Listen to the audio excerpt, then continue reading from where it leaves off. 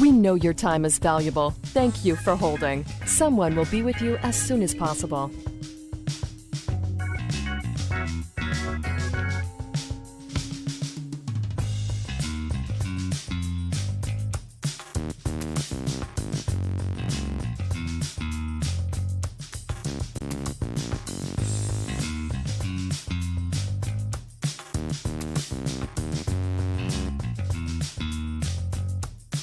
We know your time is valuable. Thank you for holding. Someone will be with you as soon as possible.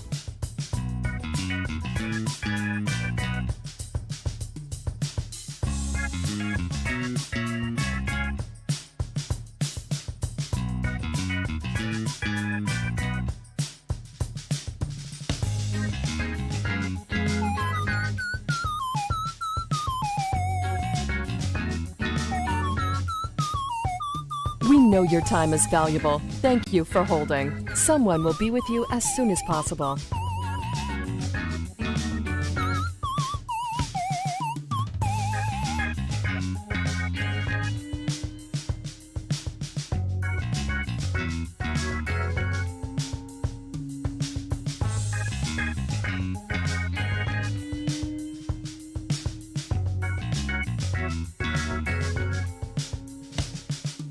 We know your time is valuable. Thank you for holding. Someone will be with you as soon as possible.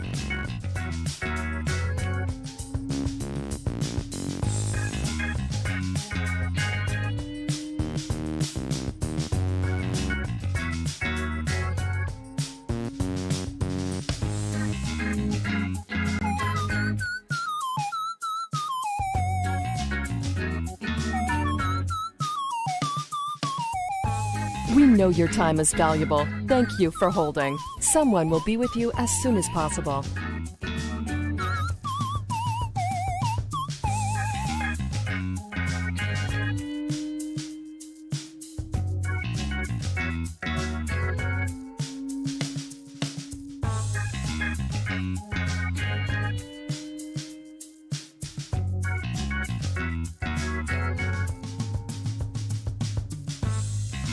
We know your time is valuable. Thank you for holding. Someone will be with you as soon as possible.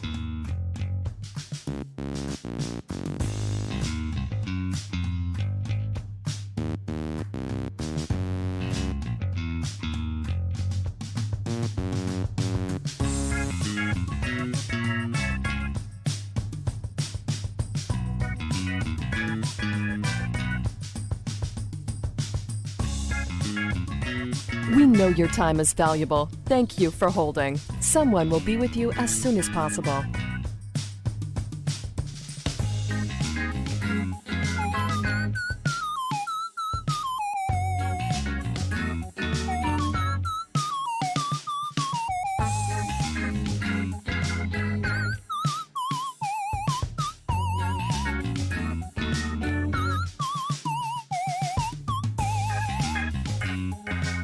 We know your time is valuable. Thank you for holding. Someone will be with you as soon as possible.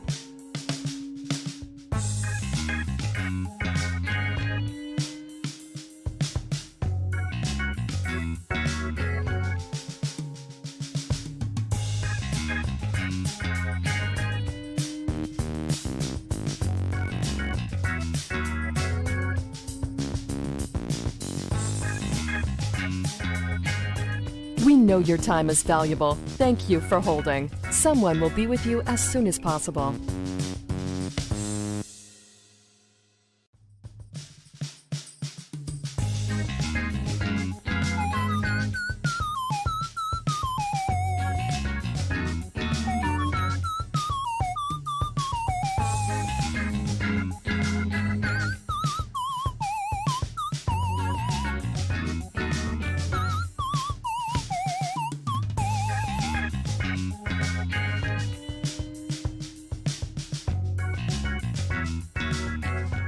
We know your time is valuable. Thank you for holding. Someone will be with you as soon as possible.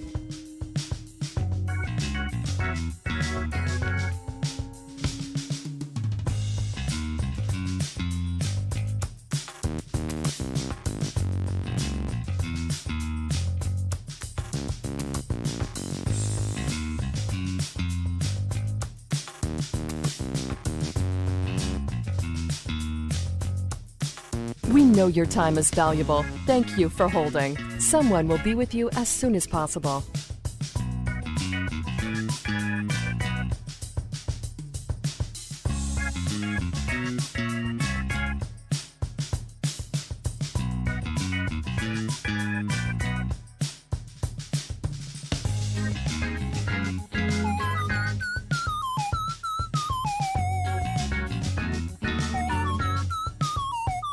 We know your time is valuable. Thank you for holding. Someone will be with you as soon as possible.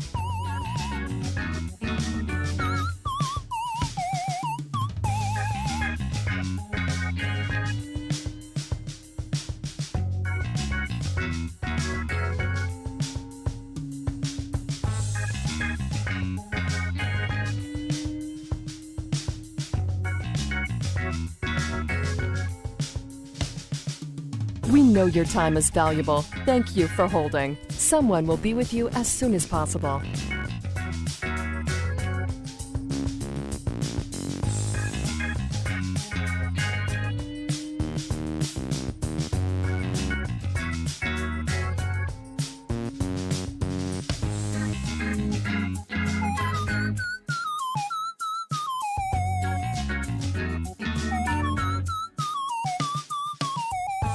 We know your time is valuable. Thank you for holding. Someone will be with you as soon as possible.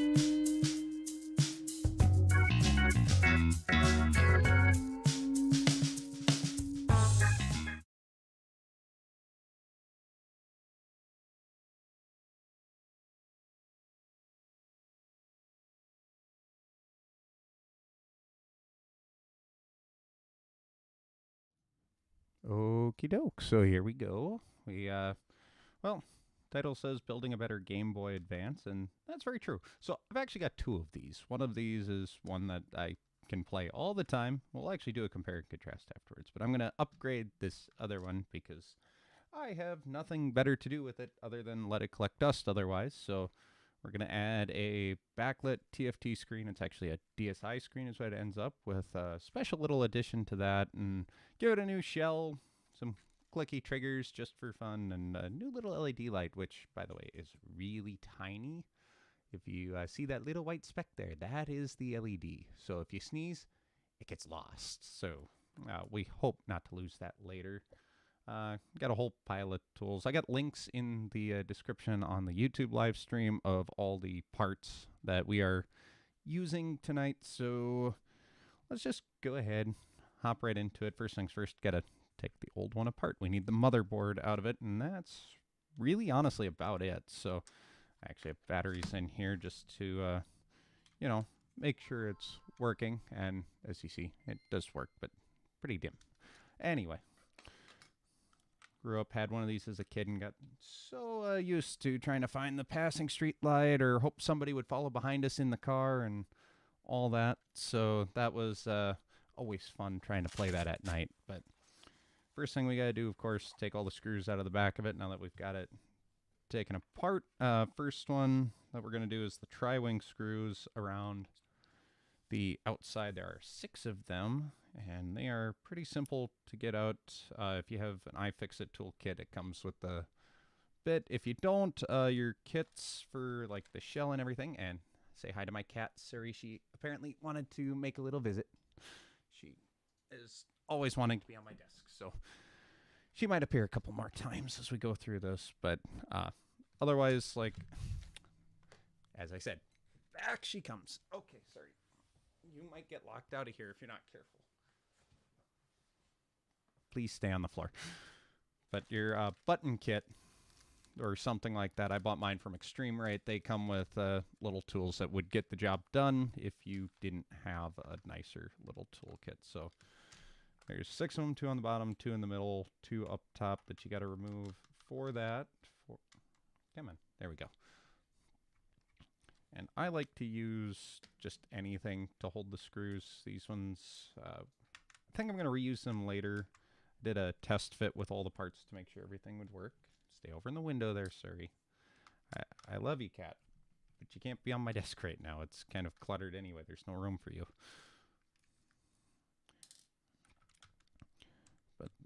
reason I take the tri-ring screws out first is I'm kind of lazy, and there's some JIS screws inside and one JIS screw on the outside that you got to take off, which is underneath the battery cover or under the batteries and everything, which luckily is a different color than everything else.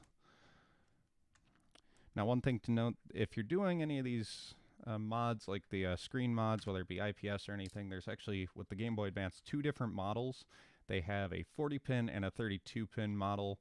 One way to tell is there is a little space right in there, and not that you can read it on camera here, but if it would ever focus, where you see the 02 there, if that is a 0, that is a 40-pin model. If it is a 1, that is the 32-pin model. The other way to tell is once you get the back cover off, we'll show you that one. It's actually easier. Now this last little screw here, it's black, tucked right in there. That is actually a JIS screw, or a Japanese Phillips head screw. There is a difference between that and the regular Phillips head, and it's really not noticeable right away. Like if you're just looking at it, you'd be like, oh, that's a Phillips head screw, and that's fine, but you could use a Phillips and get it out. I've done that before on things, but the JIS actually sits in there better because the normal Phillips can't sit all the way down in the bottom. It's a little sharper of an angle. So now that you get all those screws out, you can just pop that off, and we'll just set that off to the side. We don't really need that anymore. And so on that other way to tell if you have the 40-pin connector is up where the screen connects. See if we can get it to focus on this thing. But over on this side of the connector, right on the bottom there, I know you can't read it. If I could get the camera to focus, that'd be great. It's focusing on the wrong thing. But it does say 40 down in there, where it would say 32 if it was the 32-pin model. But there are 3 JIS screws on the motherboard, 2 on one side, 1 on the other. Some of them only have 2 of them in it. My other one actually only has 2 in it. They kind of picked and chose how many they wanted to have in there, apparently. So these are a different size, and again, they are JIS rather than tri-wing. So definitely want to make sure that you save these separately from the tri-wing screws if you want to reuse the screws. Otherwise, the kits, both the button kit and the shell kit, come with new screws. The shell kit usually comes with new screws if you get it from other places, from what I've seen. But once you get those 3 screws out, there are actually 2 little tabs on the connector here. They're a dark brown, and you can take either a spudger, or if you got nails, I cut mine recently, so don't really have those, but I do have a nifty little spudger that'll be helpful for both this and removing that ribbon connector as well. But you want to push those up because this is the ribbon connector for the screen, and you can just kind of lift this out and away once you do that. And yeah, that's all we need out of this one, just this little motherboard. So the rest of this, we're throwing parts on the floor apparently today, and the rest of that in a box, because I got new replacement parts for everything else. So, oh, just as a note, I am recording this as well as live streaming it, so I'm going to take it all down, cut it down into bite-sized chunks, and make it easier to go through in the long run, but if you don't want to sit through the whole thing. But that being said, now that we've got that, we can go ahead and start moving on to the rest of it. Let's see, we're just going to set that off to the side there. Yes, I'm going to pull out my new shell here from eXtremeRate. Bought this from them as well. Pretty good company, actually. Some quality. I like the feel of the shell here. It's they call it atomic purple. It's a more transparent purple and everything. And this metal shield doesn't normally come pre-installed. You do have to install that. Again, I test fit all this just to make sure everything would work, because I didn't want to show up on stream and look like an idiot because, oh, I've got all these parts and they don't fit together. So, and their buttons, actually, I did have one issue. When they shipped these out, I got one that actually had a defect in it. And so I contacted them, and they got back to me within 24 hours saying, hey, you know what, we'll send you a replacement. And they gave me a tracking number and sent them off. And so if I go into this other bag of buttons here, yes, they sent a whole new set, but you can see the end of this is kind of, and once again, focus is apparently not a thing on this camera.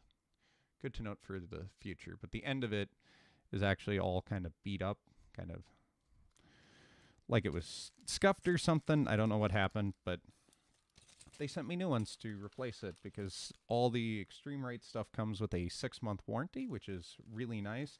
And it does come with a new screen lens. I'm not going to use that one. I ordered a different one for this. It also does come with buttons and also the IPS bracket. If you're doing this, this is their IPS ready shell. I'm actually using the ITA screen, so I'm going to have to do a little modification to this, even though this is mostly ready. There's a couple things we're going to have to trim out on this to make sure everything fits. So we'll go ahead, set that off to the side.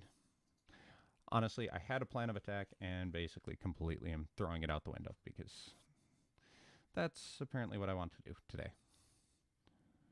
But so, well, why don't we go ahead? I'll get my soldering iron heated up here. Temperature controlled ones are nice. They're also spendy. I can't afford that. I had one sitting in my thing, or my toolbox. I've used it for soldering on electronics before. Haven't had any problems yet. So we're just going to go ahead and get that warming up, ready to go. It'll take a couple of minutes. I also use some rosin core solder. That's what we'll be using today. It's the 6040 rosin core solder. Mine's from Radio Shack. You can't obviously buy it from Radio Shack anymore, so you'll have to locate it. I know you can find it online and whatnot, and different hardware stores tend to carry it as well. But the CLICKY triggers, this is more just like a splurge expense. I didn't need these by any means, but I saw some mods that had it. I watched videos from Mako and Macho Nacho Productions, Jake Simmons, a few other ones, and that was kind of how I got ready to do all this. I've not actually gone and modded the Game Boy Advance before. I did fix the power switch on this one, which had an issue, and that worked out pretty nice. But all in all, this should be a pretty simple desolder, swap it out. And so for these, because of the fact that all the legs are down, we don't want those down, we'll have to bend 2 of them up. If you screw this up the first time you go to solder it in, nice part is you got extra legs to flip it around, so you get 2 chances at it. At the end of it, you can always clip these off when that becomes the case. Don't touch your soldering iron when it's warming up. It can be hot. For the screen lens, in case you are wondering which one I'm going to be using, I bought this one from Mortoff Gaming. I got it through their eBay site. They also have a website and everything else. It's the Latios lens. And I just thought it'd be a fun addition, and I play a lot of Pokemon, so that will sit off to the side somewhere. If you notice the graphic in the corner, I have to thank my beautiful wife for that. She is a graphic designer and made all the logos and everything for the channel. There will be some other soldering that we do have to do on the motherboard as well. We're going to set up the TFT kit with the brightness control through the select LNR buttons, and also we got to do a little soldering for the audio because this kit has HDMI out. And by the way, if you do buy any of these LCD kits, whether it's ITA, IPS, this warning card at least came with mine saying, hey, you know, heads up, test it before you install it, which I'll show you guys how we go about doing that before we get too carried away with doing any of the work. Let's see, soldering iron's getting close here. I do this for my day job, fixing electronics and stuff, so I just go like this and I can usually get a good sense of it. If you haven't soldered a whole lot, just you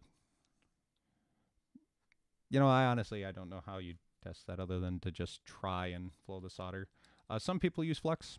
I don't have any, and the soonest I could get some would be like a week from now, and I didn't want to wait, so impatience. That is what I'm going with today to get this done.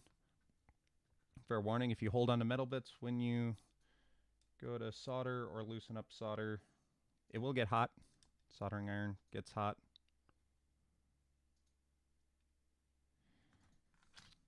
And if the solder's not flowing, not melting, either your soldering iron's not hot enough, which I suppose you can test by just putting a little bit of solder on there, you'll see it melt.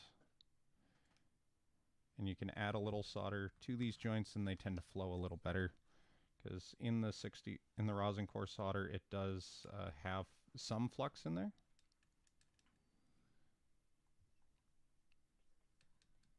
Okay.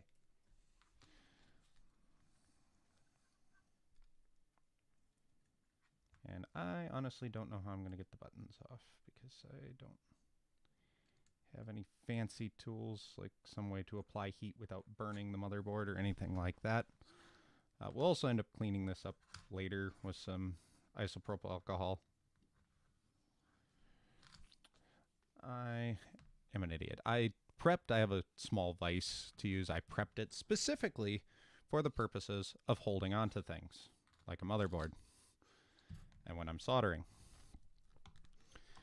I just wrap paper towels and electrical tape around. Probably not the best way to do it. Also, not the worst way to do it. Just be very, very gentle if you're doing it this way. Helps if I close the vise rather than open the vise. Somebody is probably going to cringe at what I'm doing right now. And to them, I say, oh well. Nope, I was going the right way.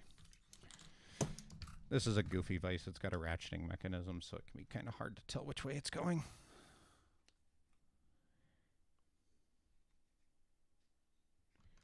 Okay. So we'll do that so I don't screw that up, and it'll hold this for me. So let's see here if I can do this without hurting myself too badly. And have it fall out of the vise. Okay. Let's see. What can I do to help myself out here? I don't want to apply a lot of pressure to that, because we still want the link port on here. Maybe we'll just try moving it over where the link port's not going to be the thing that's being held on. You can tell I haven't done this a lot. Okay.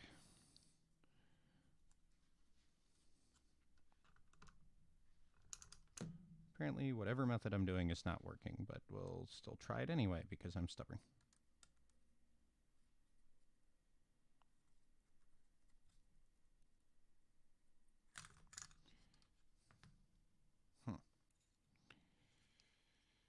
Might have to find another way of doing that. Oh, I don't have any of the desoldering stuff with me.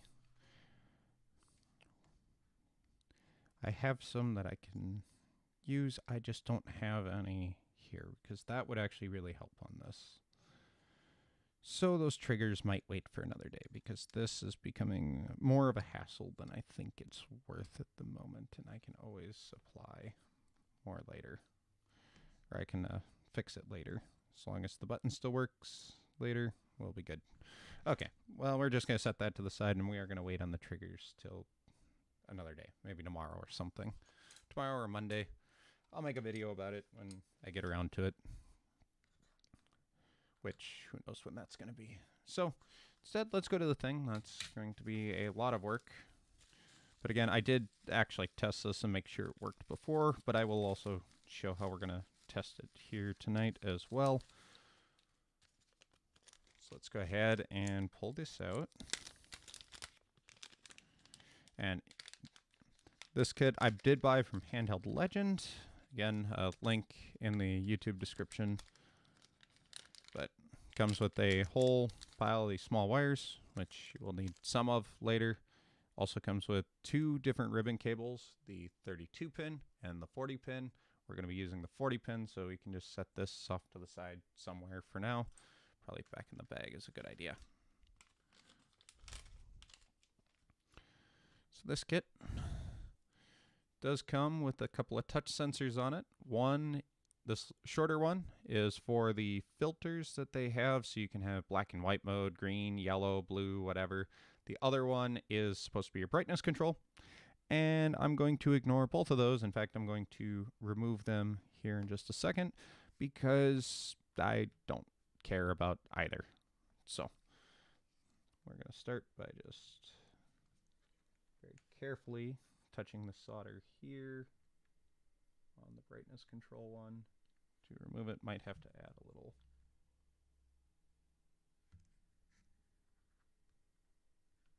There we go. And be careful, don't hang up too long on the board here, because it is pre-attached to your screen. You can melt, or you can damage the screen itself if you hold your soldering iron there too long. And then we are going to actually attach the wires for both the HDMI audio and also for the touch controls, which I need my phone for that, because on Handheld Legends website they have a little video on the installation. Mako also does a really good one, but doesn't do the button control because he wasn't sure if it existed or not. Handheld Legends video does have it, and they have a wiring guide. I just have to pull up photos on my phone because that is where I saved those two, so I could reference them again. Let's see, photos. There we go. We're getting closer, right? So first things first, for the audio ones, it is going to be these top two pads right here. We're going to put one wire on each, and I don't remember which wires they used, but these will be soldered to a couple of test pads on the motherboard, which are going to be SO1 and SO2, which sit right here on the motherboard above your B button. So my brain just trying to brain it all together. This will sit on here like so, which means those cables are going to be on that side, so we can probably use the shorter wires for that, because I think they are different lengths. They might not be. We'll find out very quickly. So these two are longer. They also come pre-tinned, which is kind of nice when you're trying to set all this stuff up. Let's see, yep, that one is definitely shorter. That one is also shorter. And these two are longer. So we will use these for the start, select, or the select, L and R, whatever buttons. But we will want to pre-tin these pads. And for this, not the way I would normally do it. Not the way most people would do it. But I'm actually going to apply the solder to my soldering iron first. And then apply it to the pad. And then just go in and touch it up quick so it looks nicer. And then we'll take one of these wires. And if you see my head pop in the way, that's because I'm trying to see what I'm doing. I am no professional at this. Okay, we got that one soldered on. Again, very quick here because it is on the display and we don't want to damage the display itself. We don't want to be touching this any longer than we have to with the soldering iron, especially because I can't control the temperature on mine. Thank you, Radio Shack again, which again, unfortunately, they don't exist anymore. So now the other pads we're going to go ahead and attach wires to, because these are for the brightness control, are going to be these three left pads. Well, right to me actually, might actually be left to you. I don't know how they're showing out. One is for select, one for L, one for R, and they just have color codes in their diagrams, which again, their video installation guide, very helpful for this kind of stuff.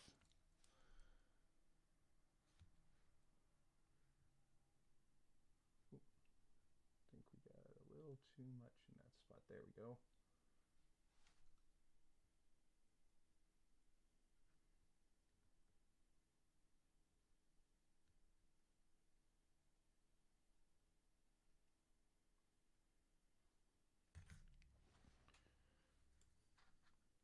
Then we'll take three of the longer wires and get those in here.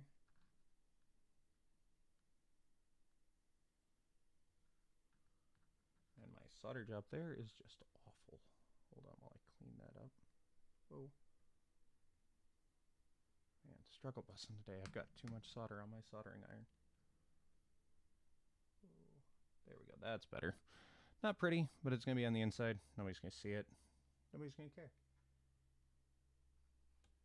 Also make sure if you do get solder in any extra spots that it's not joining two of these pads or anything, lest it will short something out.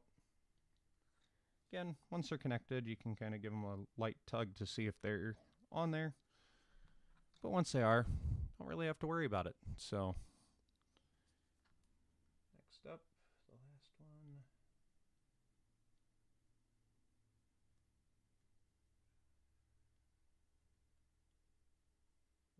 Really quick on these pads because we don't want to burn the screen on the other side of this motherboard. I'm just gonna make sure that's not connecting anything. Okay. So now we got all the wires on there. Now we get to do the fun part of attaching all the wires elsewhere.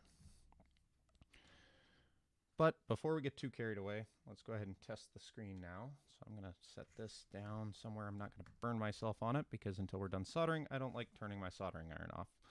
Some people turn it off in between everything. I'm lazy, again. And mine doesn't have an on-off switch. So on the screen, there are going to be two spots for ribbon cables. This one here is not connected, but will connect into that spot. Then there's also this spot here. This is going to be for your 40-pin cable. You want to go contacts down on this one. So when you slide it in, make sure you get it fully seated. And then there's a little black tab, which you may have to flip up before you put it in. Again, with my test fit, I don't know if I left everything the way it was originally. But then you just go ahead, you flip that up like I did there. And make sure this is fully seated. When I did my test fit earlier, it actually wasn't fully seated, and I had to take it apart, reseat it, and try again, and then it worked. There we go. So that is in there, and I don't like how that bubbles up. I might see if there's something I can do about that before we put it all together, but again, we're just testing for now. Then we want to take our ribbon cable here and plug it into the motherboard, like so. This time, shiny side up, or contacts up, however you want to look at it. And we can lock the tabs down temporarily. And I have a neat little thing that I've made that I won't have to, come on, go down, there we go. That I won't actually have to pull all this, put all this in a shell. You might have to if you don't have anything, but Handheld Legend, I think, sells one of these. Again, they are not a sponsor of this video or anything like that. Just happened to be where I got the parts. But it's just a AA battery box with a couple of alligator clips on the end. And mine, I happen to make because I didn't want to pay for it. It's only $4 though, so if you're already ordering stuff from them, can be worth the cost. So we'll just plug or clip these to the positive and negative terminal, flip the switch, and there we go. It's turned on. We know it's working. Doesn't look like anything got burned when we were soldering, so plus there. And we can shut this off and disconnect the little battery box. Otherwise, you could temporarily flip this all into a shell. I just put it all in the bottom shell when I tested earlier because I hadn't made that yet. And then just flip the power switch and made sure, do make sure you do keep the motherboard, the circuit boards from touching, just in case you short something out. Don't want to do that. That would be bad, because then you might have to buy new ones. But so we are all good with that for this portion. So now we are going to go ahead and move to some soldering on the motherboard. But before we solder that in, I did buy the little tiny power LED that I have already moved somewhere. That's great. Where did it go? See, I told you, you sneeze and it disappears. And I did that before we even started today. Or before we got to it. Ah, there it is. Okay. We're going to put these clicky triggers in a bag or something. Bubble wrap is always good, right? So tiny, tiny power LED, which we are going to replace the green power LED up here that you might be able to see if the camera ever focuses on anything but there. We'll leave the bottom one red, but this one is blue because I like blue, and I figured, why not? If we're already delving way down this rabbit hole, let's go ahead, delve further into something that we probably shouldn't.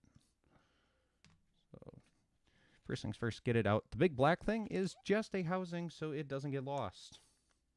Yeah, that's actually how they come from the factories, in this little black housing, and then you gotta pop it out and solder it in. It's an SMB LED. This one again for Game Boy Advance. Let's see if we can remove the old one, shall we? This is going to be a trick because it is surface mount, and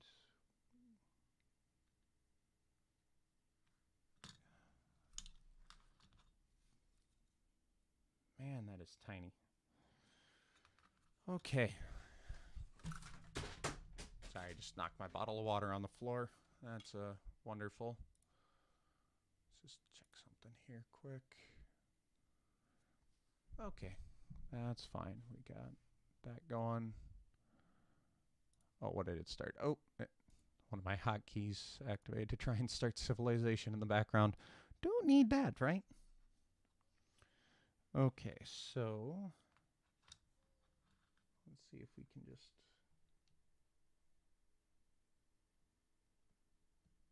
get that hot enough on one side maybe to try and pop it up. Let's see what we can do here.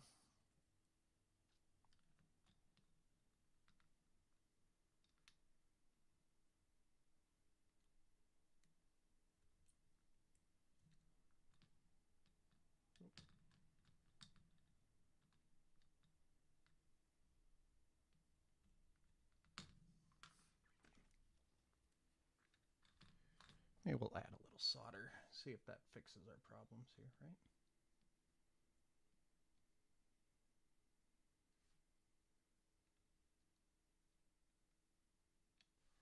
Ooh, that's a messy job. We'll see if we can fix that.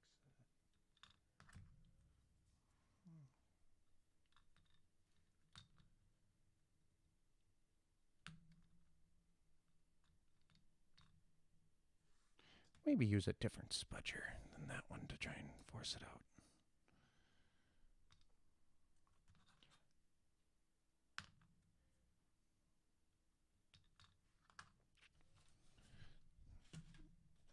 Let's see what we got here. Might the rest of my tools and throw some on the floor because why not? That's always fun.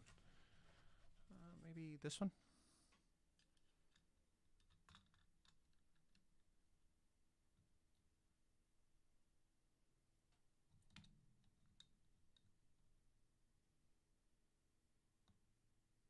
Oop. Something broke loose there. Oh, the top part of the LED. That's great. Now I've broke it. Broke just the LED at least. Good thing that wasn't important, right? Gotta figure out how to pop that off the rest of the way, I think.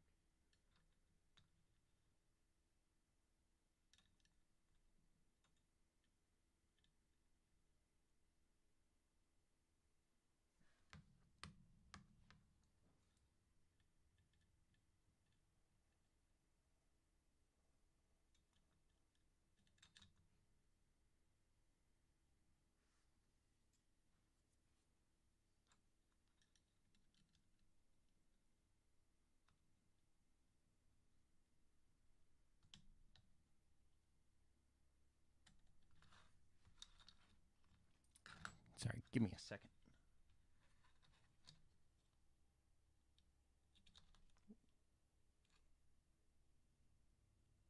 Ooh, that's not good.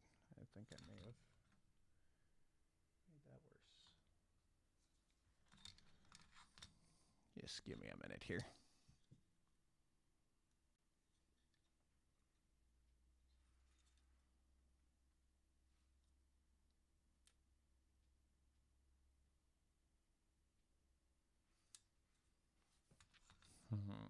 What to do here? I've already screwed it up, so we can't make it worse, right? Where did that go? I love moving stuff around and then not knowing where I put it. Okay, the bottom of the shell are going to be our best friend for this, I think. We're going to just kind of temporarily slide it in there because I am more willing to ratchet down on a shell than I am a motherboard, so we'll see if that can hold it at least while I work on it. Again, poor planning on my part. Thought about doing something, didn't think about execution. I do that a lot. Also melting a hole right in my mat. Great. Thanks, soldering iron. I appreciate you a lot. It actually has helped me out a lot with different projects. Sometimes projects it wasn't meant for. In this case, apparently, okay, didn't hurt the desk mat I have underneath there. Let me get all our tools again and try this for the upteenth time. Oh, there we go. Got it off. Stuck to the soldering iron for a second there. Oh, crap. I set down the good one. And I don't know where it went. Oh, that's wonderful. Let's see. Can I get my soldering iron to stay upright for a little bit or just not burn anything? Let's see if we can find that. There it is. Perfect. Didn't lose it. That's a win. Let's just thank you, Cat, for knocking down the good Game Boy. I don't want that broken. Let's salvage that before that has a problem. It's got a matching battery cover. You can't find that every day. Okay. Now for my own screwed up little bit. We'll just add a little solder to each side here so it's going to be easier to...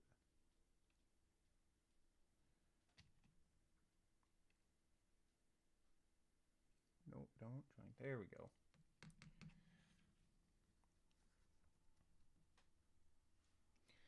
Now, I don't know if there's a polarity on these. I also actually don't know how to get it out of this little housing, and I'm hoping I don't lose it when I do. And hopefully the cat doesn't try and jump up here when I do, because...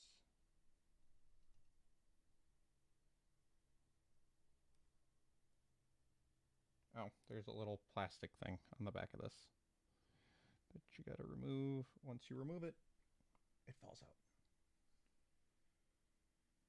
That's wonderful. Where'd it go? Oh no. Where'd it go?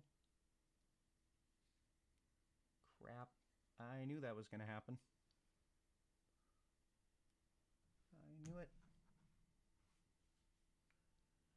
Told my wife that would happen as soon as I opened it up. I was right.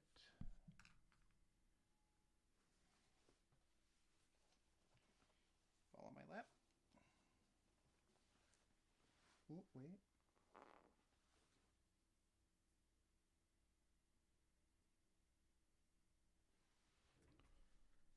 Found it. Perfect. Okay. So now, before we lose it again, I'm going to grab it with a nifty pair of tweezers here.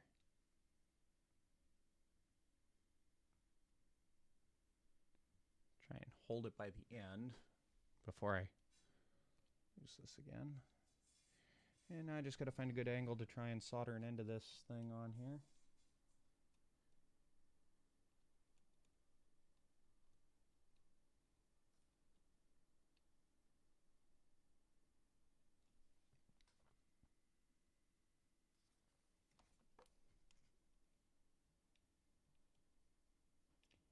Oh, I don't need solder there. I need solder down on the pad here.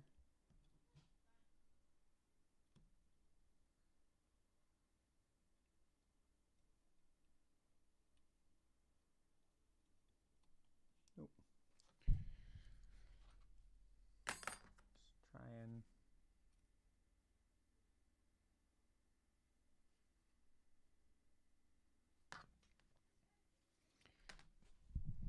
Sorry if I'm blocking the view or you can't see this. It's really tiny and I don't have a close-up camera and I'm trying not to lose the light.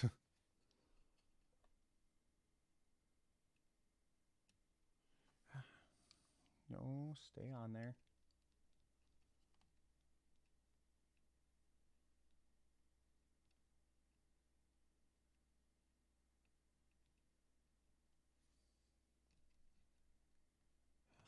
I had it positioned great, and then it moved. That's wonderful.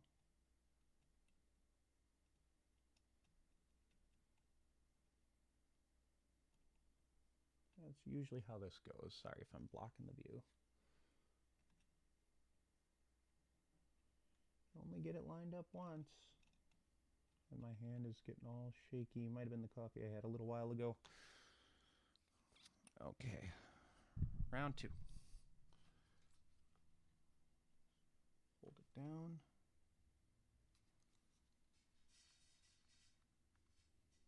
Get it to solder on. Don't know if that caught. If it did, great. I'm going to apply a little solder to the other side now and hope that it stays where it's supposed to.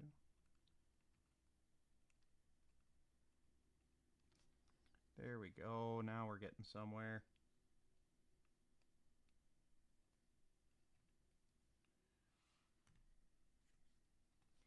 It's not pretty, actually, rather ugly, but it should work. And to test that, we can probably even plug our little battery thing in and see if it turns blue, right? That's the idea. So we will pull that out, pop out our shell, and hope we didn't burn anything along the way, but red to positive. Make sure the switch, I think, is in the off position. If it's not, it'll turn blue right away. Oop. And that is not lighting up. Okay, so I don't know if we killed the light or if it's just not fully attached. We'll try and adjust it a little bit here.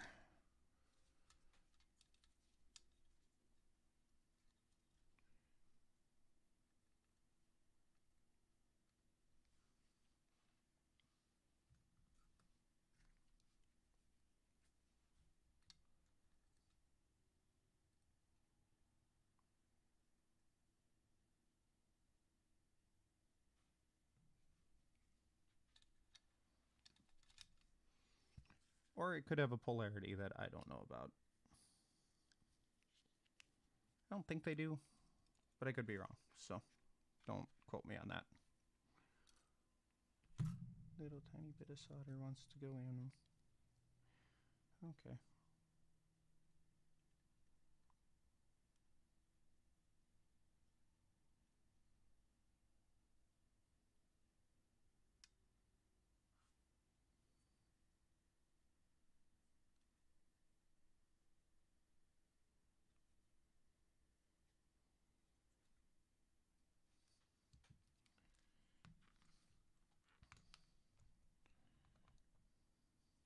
Try again, maybe?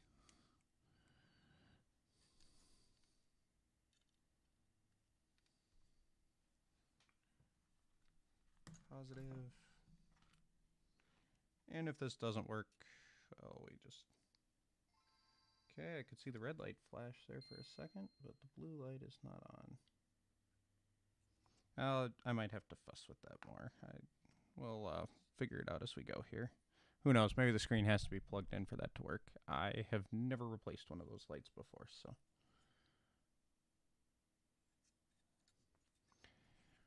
Maybe I need to shift it over a little bit.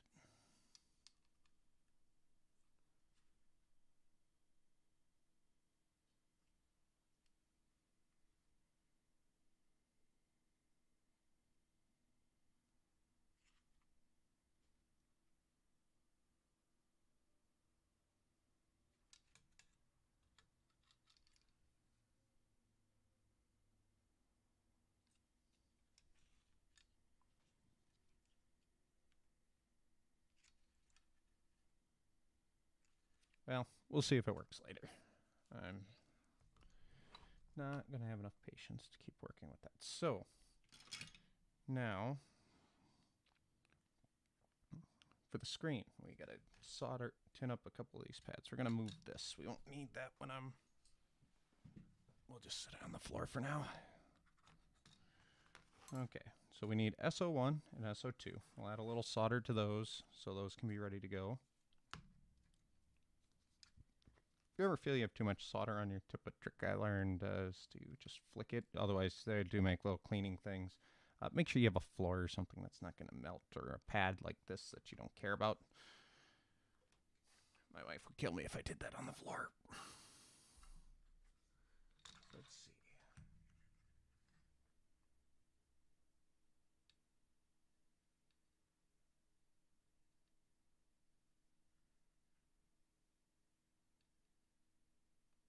Whoa. Don't go there.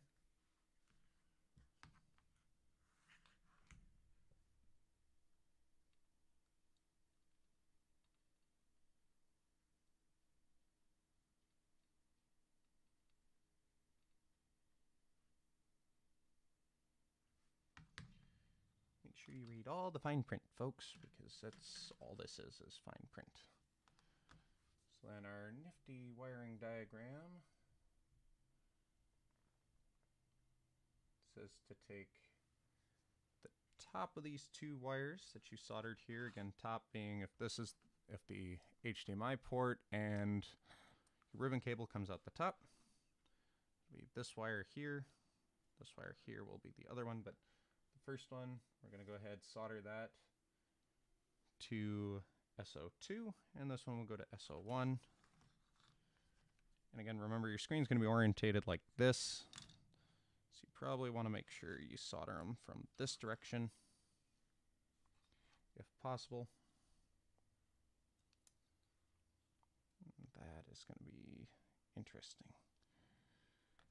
So we're going to try orientating it like this maybe, because I don't know what's going to be the best way to do this yet.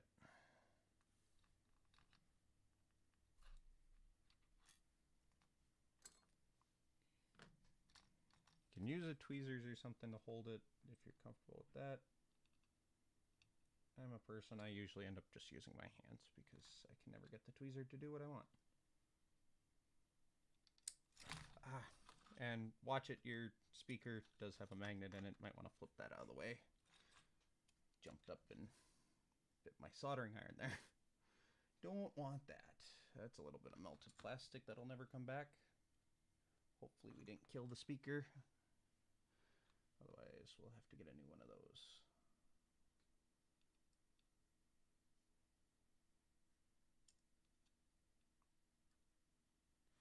Then you can go and touch this up with a little bit of solder if you don't think you have enough on there. I'm just going to add a little more to SO1. SO2 looks fine.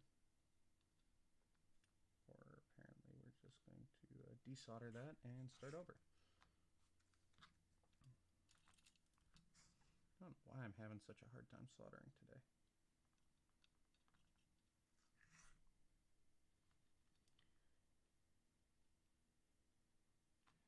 Again, on circuit boards, I like to not touch things very long because I don't have a fancy temperature-controlled soldering iron.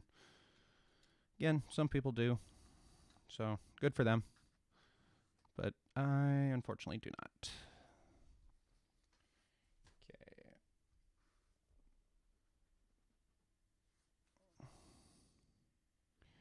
Then our wires for the brightness control. I'm going to start with one that should be the select wire.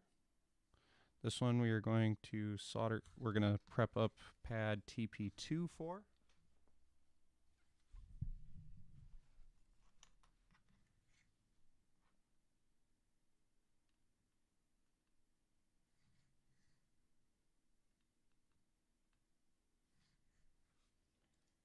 And so that'll be the wire closest to your ribbon cables over there. Long wires are nice for this. You can always trim them up, or you can tuck them away where nobody's going to see them. Okay.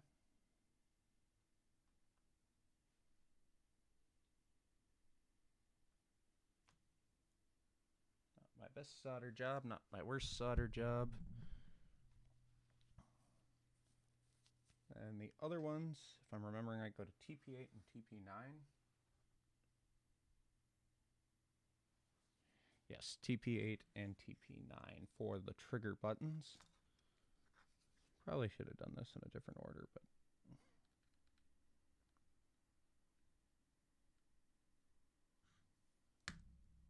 stupid soldering iron.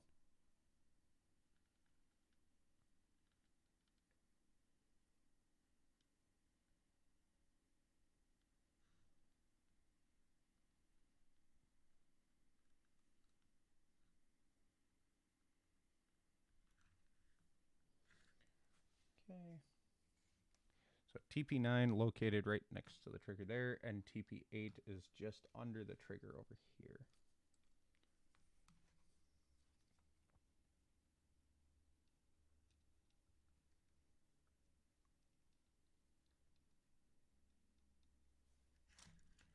Ooh, solder caught on there. So your middle wire is going to be the one soldered to TP9.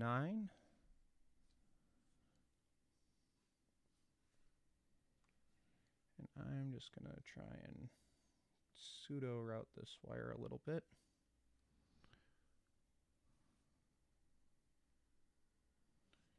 Don't know why I'm making this harder than it has to be. Probably because I haven't done it before.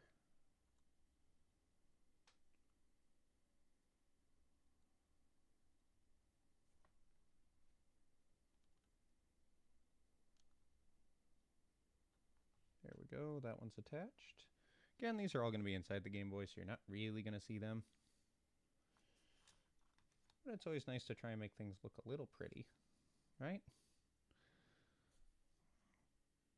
Okay, then for next wire, go way over here to TP8.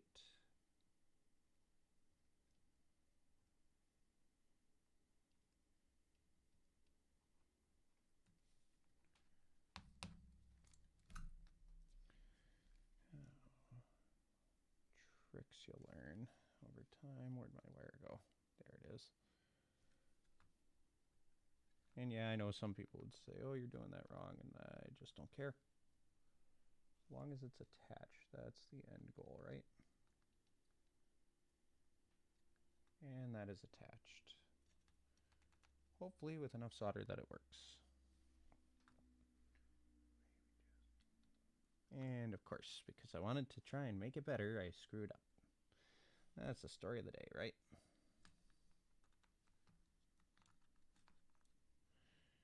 You want to make things better, mess them up, and then they can only get better from there.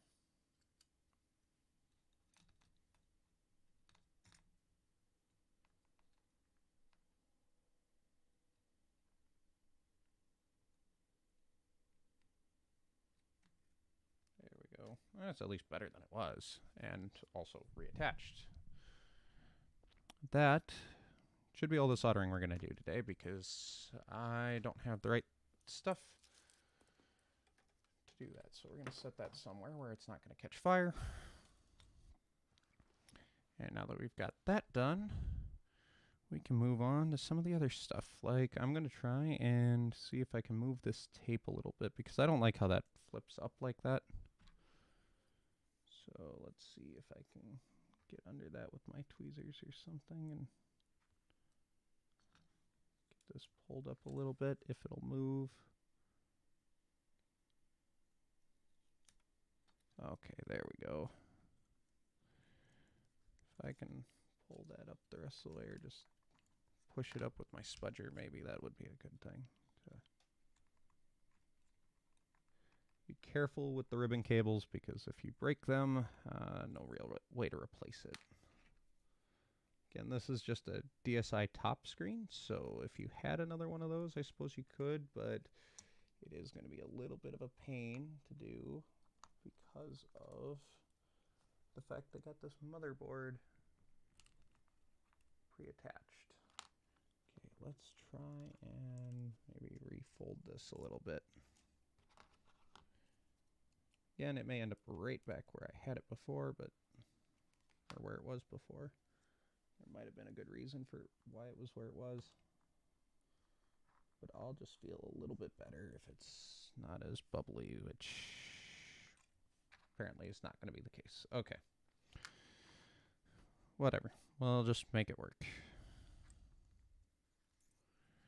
All right, so now what we're going to do is we're going to take the front of our shell here because we need, and I should have done this before soldering it all together, to figure out what we have to remove. So side to side wise, because this is an IPS ready shell, it's actually fine. But we pretty much got to make a little notch in our shell where the power switch is, and then anything down near the bottom is going to have to go. So all this stuff here is going to have to go, and we'll see what we think the best way to do it with it is. So I'm going to just slide that over there. Again, I did that in the wrong order and probably should have thought differently. We're also going to have to make a notch for the HDMI port, which we'll do in the not too distant future here. But first things first, we got to trim this. What tools do we want to use? I have a flush cutters. We could try that and see how that works. We'll start with one of these smaller bits maybe, if I can get my flush cutters in there without.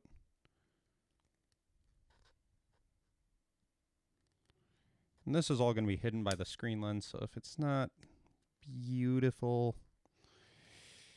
you can always fix it up a little bit later. But it's not as big a deal. Again, this was the eXtremeRate Atomic Purple IPS ready shell, so most of this is done for you. The ITA kits are just a little bit bigger, so I'm going to have to trim this off. My flush cutters are not the best, so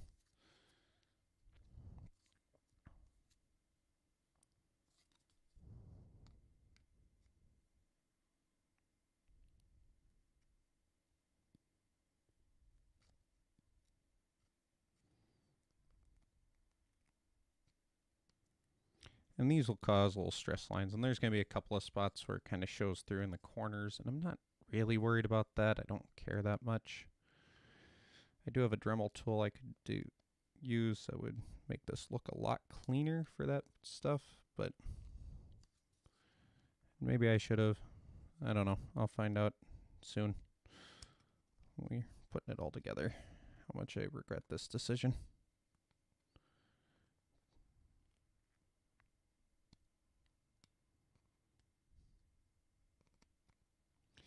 This little spot in here is kind of a pain. I got to remember to keep all this on camera, otherwise you guys aren't going to see what I'm doing.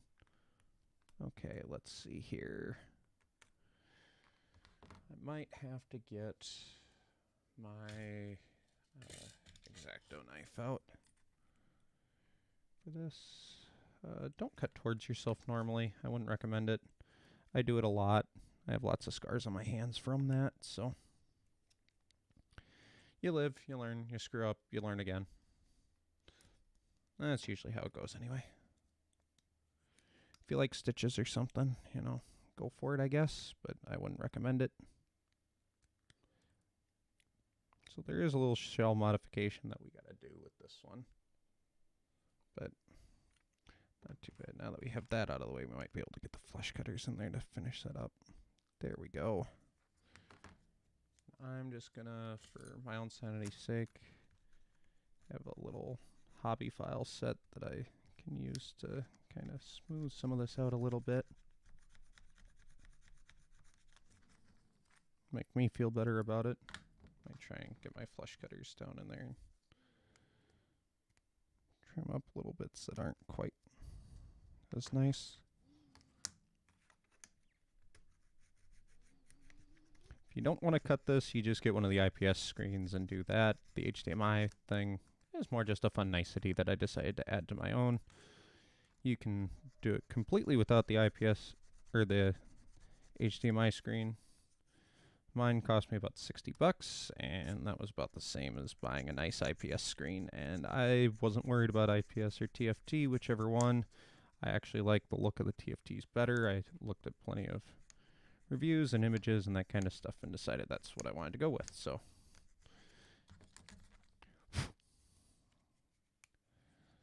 it's definitely closer. Let's see if we can trim that up just a smidge more.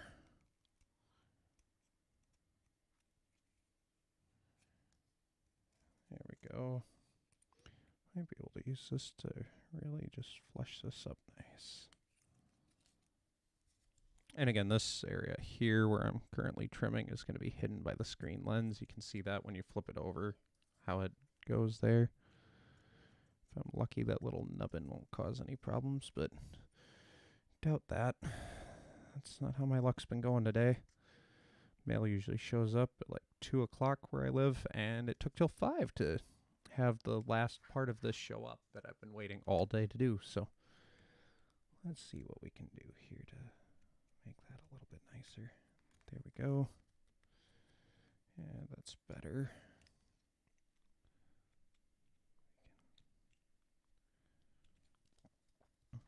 And this part, because it's going to be a little more visible, and again, the semi-transparent, you can see there's going to be some stress stuff. Oop, wrong way. There we go. It's going to show a little bit, but not enough. I'm going to be worried about it, but I'm going to have to trim out the corner here of my power button. Let's see if we can kind of pseudo fit this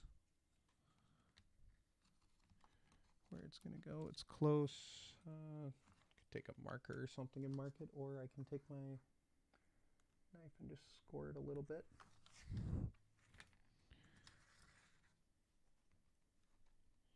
Since I'm going to be cutting that out anyway. Then actually we'll have to cut out a spot for the HDMI port too. So we'll get to that here after we get the bottom part figured out. So again, I did that poorly on how I planned my stuff there. So this one I'm going to just try and use my X-Acto knife. Maybe I should have gotten a sharper blade for it, but too late now.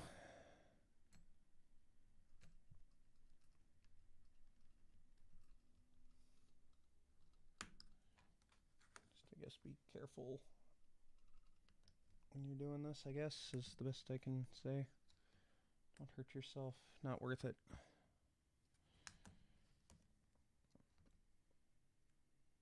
I think Mako, when he did this mod, had to actually trim the power button itself, or power switch itself too, so we might end up doing that later. We'll find out. Maybe it's better and we won't have to do that. Okay.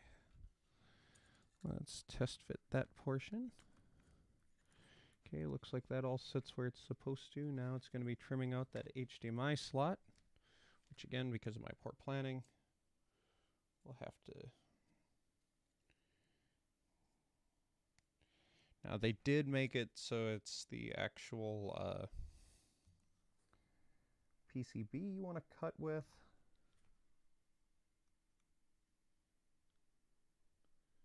Not the port itself, because the PCB had to be just a smidge too long for that. Okay. Then if we want it to sit all the way down, we can do some measurements and stuff and hope that we get it right. Because if it's going to sit flat on there,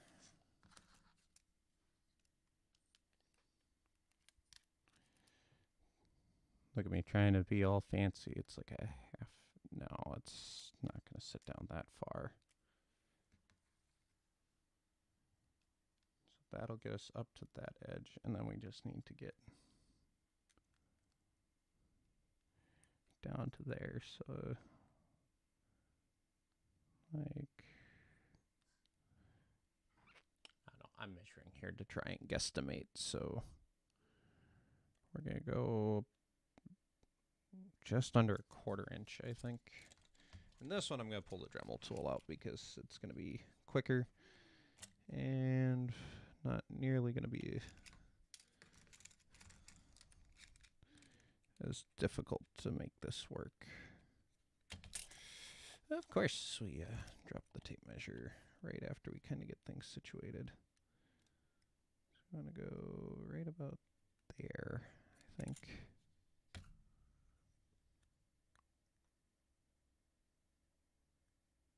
So we'll just score that quick, just so I know roughly where to go. And we will get my rotary tool out. Dremel, whatever you want to call it. Mine's actual Dremel brand, so I tend to call it a Dremel, but oh good, it wasn't turned on the last time I put it away. Wouldn't be the first time I've done that one. Okay, let's see, where to put my Dremel bits? I put them under my keyboard because that's a good place for it. So I think we'll use this bit.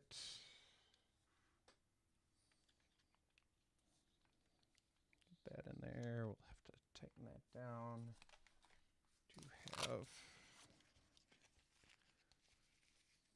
And again, all the tools I have, I don't really have links for because they were all just kind of in my toolbox doing their own little thing. Oh good, this thing still works. Wasn't sure if it did.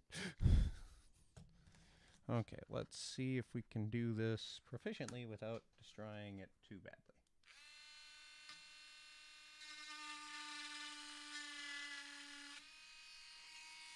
Okay, I need to see where I'm at.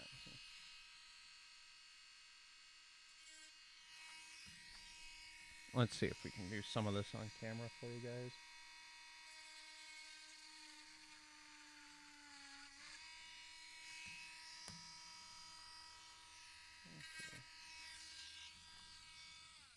Okay, and my cat ran away. How nice of her. At least from the Dremel tool. She doesn't like this tool very much. Do some woodworking on the side, and she does not like when I use this tool.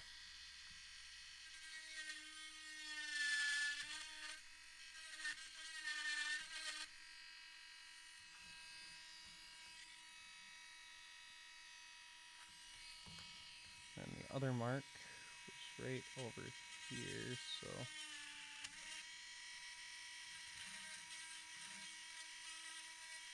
might as well just get rid of all of that. Go ahead and caught on some melty plastic.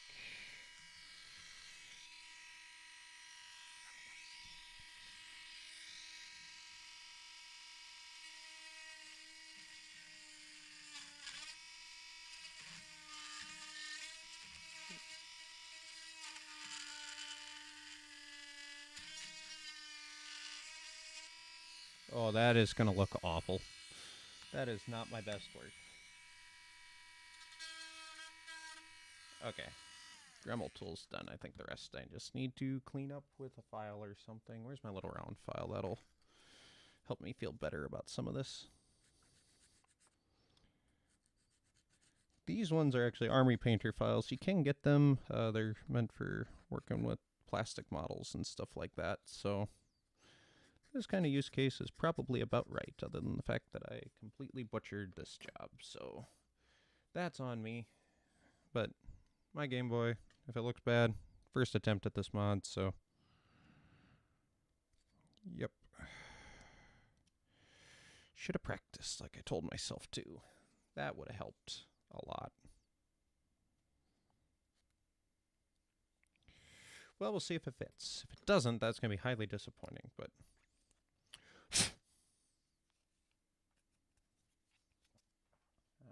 let's see if I can smooth that edge out a little bit.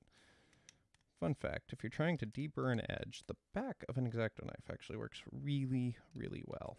Or hobby knife, whatever you want to call it. Okay, now if we're lucky, this will just all sit right down in there. And we won't have to do any more trimming because it fits, right? That's the goal. Get that all the way over, line that up, push that down and in there, and look at how awful that looks, but looks like we got it. You You can check to see if they're getting all the way down by going along the sides, and looks like that side is a little snug yet because of the power switch, which I kind of figured it would be. So let's trim a little more of that away. Let's see, we'll remove the rotary tool because we don't need that anymore. I just didn't want to spend forever and a year with the knife cutting and going and cutting and going, and I overdid it, so it was completely worthwhile. So we'll just trim a little more of that off and a little more of that off. I'm okay if I cut too much of this because we got a better spot to check fit and finish for the screen anyway. This one will pretty much fill the whole space. Check that, that looks good. And round 3, 4, whatever we're on. We'll just get that lined up in there somehow.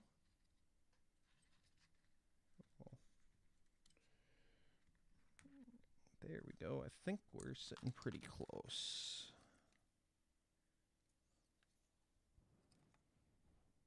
Still doesn't seem quite right on that side there. Will you squish down a little bit for me? That'd be great. I think it's because of how that little piece of PB or the stuff is set. The circuit board. So I can push it down the rest of the way, which is fine. I'm not worried if it fits in there tight. That actually, to me, seems like it'd be nicer. But okay, so now what we're gonna do. Not that this is gonna make well.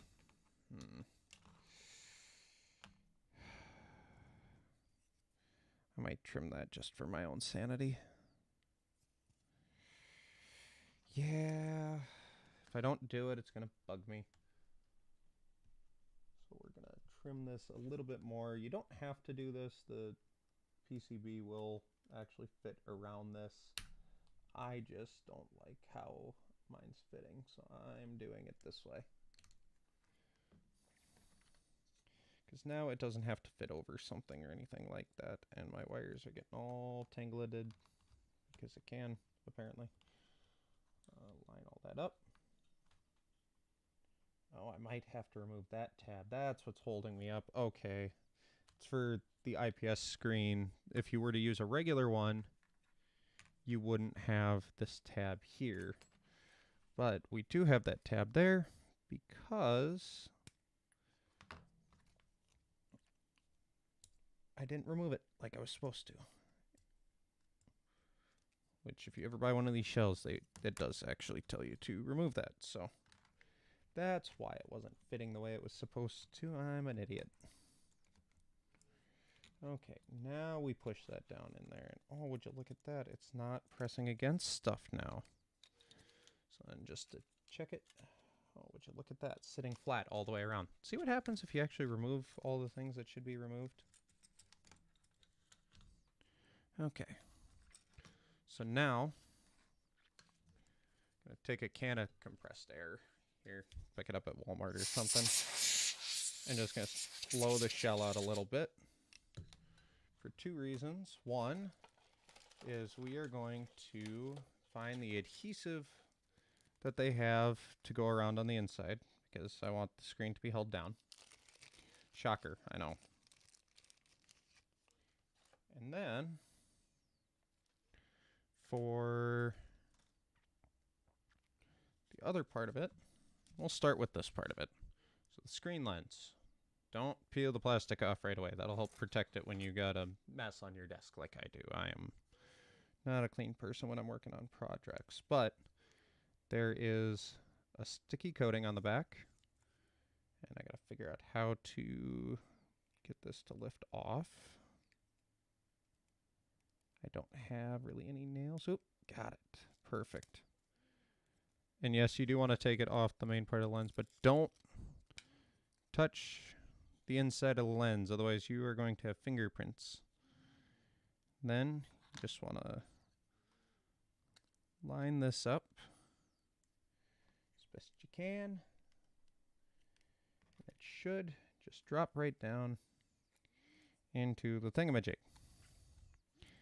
And boom, look at that. Most of our butchering is now covered up, except the stuff on top where the HDMI port is. Sorry, I didn't have that on camera. Not used to working on a camera. Okay, so now that we've got that in, we'll just press around the outside edges to make sure that tightens down nice, and we'll remove the peel a little later. I just don't feel like scratching it up quite yet, so I'll do that on my own time. Next, we'll want to take this double-sided adhesive, which I should have done sooner. I should have done this before putting in the screen lens. I realize that now. But it'll go in here something like so to go around the outside. But because I'm an idiot, I went and put the screen lens in first. Oh, and I think I just put a fingerprint on the inside. Dang it.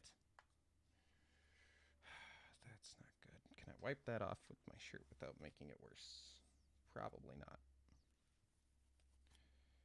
And I hope that's on the outside. Okay, well, again, mistakes were made, lessons were learned. Maybe, maybe not, who knows. But we're gonna peel this off. If I can peel this off. Tweezers, help me. Okay, wrong tweezers for the job. Oh, come on now. And then I'm going to go ahead and align this in the upper corner there, away from the Start Select button. And then we will just apply this. Oh, I should have done before and after pictures. I was going to. Good thing I have an extra Gameboy to act like I have a before and after picture. So, because I have friends that like this kind of stuff, or at least seeing projects in progress. There we go. Picture for them. And it's getting late. Wonderful. Okay, let's see if we can get this done tonight, shall we? But next, because we're going to do the screen lens, or the screen itself, we will try and peel this off like we did on the other side. Again, if it's not perfect, it's going to be what it's going to be. But this is where this only goes one way, so make sure you're putting it in the right way. We're going to peel this film off, and do not touch the screen itself now. Now that you've done that, we're going to save that for later too. I saw a neat trick that we might be able to do. And then we want to make sure that we line this up in this corner here over by the A and B button, and carefully lower it down into place. And we can press down on it a little bit to stick it down, and it is now stuck. And make sure you get it pressed down all the way around. I'm going to take a piece of electrical tape because me removing that tape was not a good idea. And I have a roll of electrical tape over here.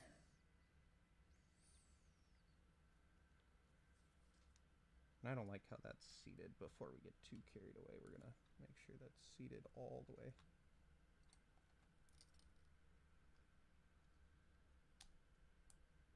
There we go. That makes me feel better.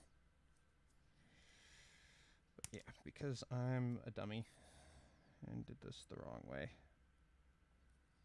by peeling that up, we're just going to try and fix our mistakes and cover them up with a piece of electrical tape. And hopefully not kill anything. Okay, now from this point we can go through, put in the buttons, everything else, connect the screen, route the wires, all that fun stuff, and we'll see how it goes. Now there is an LED light pipe somewhere with your shell, and you don't want to forget to put that in. It might be in with the buttons, might be in with the membranes, might be in somewhere. Again, you get all these parts and then some, because why not?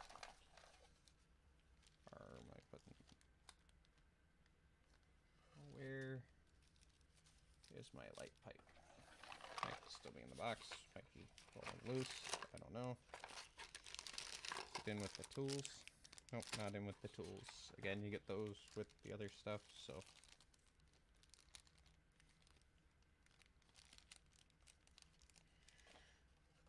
is the LED light pipe.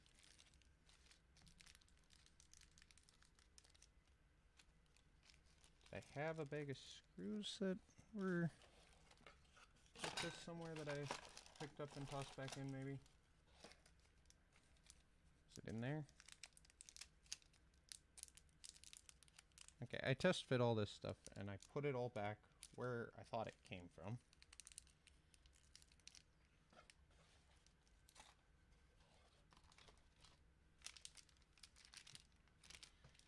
Of course, because I pulled other stuff out, now I've got bags of stuff everywhere. Oh, not in there. Ah, I tossed it in with the old buttons when I was doing a test fit. That's why I can't find it. Okay. Don't want to forget this, though. And this is not the set of buttons we're using, because that's the one with the damaged button. Light pipe, where are you, light pipe? You're going to be over here, right in there. Does have little notches to help you align it, but then we'll take our buttons from eXtremeRate. Again, I may have killed my speaker when it jumped up and bit my soldering iron. That was wonderful. Again, they come with tools that, if you don't have your own, are extremely useful. I had my own, so I didn't end up using them. One thing with this kit that is different than some of the other kits is that the start and select buttons are actually hard plastic, which is something I kind of wanted. It's one of the reasons I ordered it. It was like 10 bucks for this set. You can get cheaper sets from Funny Playing and everybody else. But, and please, my desk is going to be a mess, and my wife is going to be, you need to clean that up. And I'll be like, yep, I know. So we're going to go ahead, drop that in. The L and R button, we got an extra step we got to do with those. But the start and select buttons look the same, so it doesn't really matter how they go in. But they do have little tabs to help with alignment. So whichever side's the smooth side is the side you don't want to put facing out. And then A and B buttons, B on the inside, A on the outside. If you have any doubts, make sure you take a picture of your GBA ahead of time. Also, the little tabs will help you because they help with the orientation to tell you if it's right side up or upside down. We're going to forego the side and trigger buttons for now. We'll come back to those because now we need to get the membranes. We'll just use the new membranes because, again, that start select button, those are hard plastic now instead of the rubber membrane versions that are common with a lot of other kits and also in the stock GBA. So let's see here. And these have little peg holes that they slide over on the eXtremeRate shell. I don't know about other shells. I think other shells have that too for membranes. But we're using an eXtremeRate one today. And again, these only kind of go on one way, which is nice because simplicity. And with the D-pad, it'll go over the D-pad a little bit. There we go. So then we will take our motherboard and we'll have to route these wires a little nicer, maybe, somehow. Oh, wait, nope. We're going to do one more step. This was a trick I saw from Macho Nacho. They actually, as an insulating film, use the thing from the screen lens, or the screen, to cover it up to help prevent shorts on the PCB. Nifty trick. I figured I'd take advantage of it. And we'll just route those wires outside there. And these ones will just cause me a little problem, a little headache there, but we'll make it work. We'll just make sure to route all this stuff away from everything else. Maybe up and over. The speaker has a little tab on it, so if it doesn't sit flush right away, you might have to turn it a little bit. You can usually do that with a spudger from the side so mine's not completely seated. But I just kind of move it a little bit until it's in place, and this is all the way down. And you just kind of work it till it's in there and looking good. And then your display ribbon cable. Don't know why mine is feeling short all of a sudden. You know what? I'm going to undo what I just did and plug the ribbon cable in first. That will make this easier. So, see, some people flip it over before or after, I guess, is the better way to look at it. And I'm going to flip it over now after I trim that, because that is starting to bug me that it's having issues. So we're just going to trim that a little bit so it can be, it's not going to be the prettiest thing because I'm going to tear it some here. And again, in my idiocy, I went and connected that before doing this, so redo. Back and away, so this can go, those can go down like that, but we are going to, these have a little scissors on them. They're a multi-tool, so they might. They do not. Okay. Well, good to know for next time.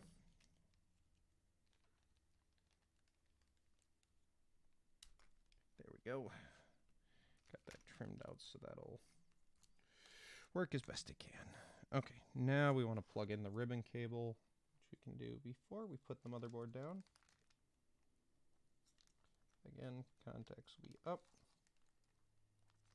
Just push down the little clip connector things. Again, I don't have a close-up camera for that, so we'll just do it as best we can. And this time, that speaker's not sitting all the way down, so you can see in there that it's propped up against a screw post. We're just going to take our spudger here and kind of shift it. The tab is also not lined up. There we go. Now that's down. And if we can get the rest of it to sit down now. Why are we sticking up? Why is that not as far down as it should be? There we go. Okay. Now we're just going to try and reroute some of these wires a little bit so it looks a little better. Oop, dang it. And the speaker came out again because I loosened my grip. There we go. Okay, just try to tuck these underneath. Some people just use longer wire or shorter wires depending on what they need. I just used what they gave me because I don't have any of this wire laying around. So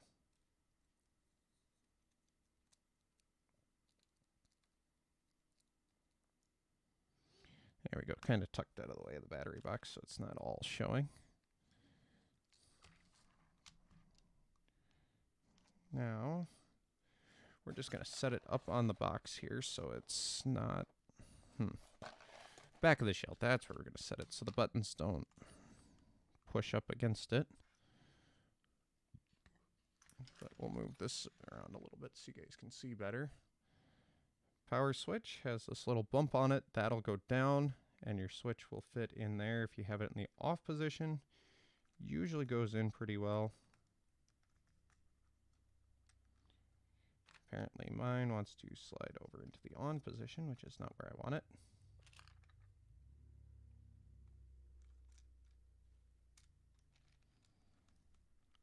And the only thing I really hope is that when I did some testing, I messed with those color profiles a little bit that I didn't really like.